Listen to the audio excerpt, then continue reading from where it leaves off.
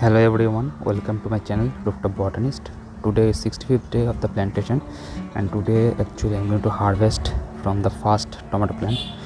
So this is my first tomato plant. This is actually growing pretty good, as you can see, and this is the first tomato that I have grown, but this is actually eaten by birds and ants. And these are the next big tomatoes. There are more, right? This. So I don't know, you can see all of them, but today I'm going to harvest them. So I think this one is actually pretty big. I think I'm going to harvest this one. Yeah, this is the one.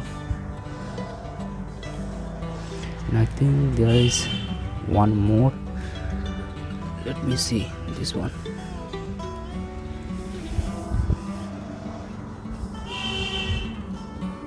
This one, I think it is actually onto the soil, that's why it is like this. So these two are from this first plant that I have actually grown. This is organic, with organic fertilizer and everything. Okay, so I will show you more. Well, I think I should be picking another one, because I am going to make a soup. Yes, this one, I think this one is small, but I think 3 is enough for making soup. Okay, so this is my first tomato plant. I have been using like this organic concoction.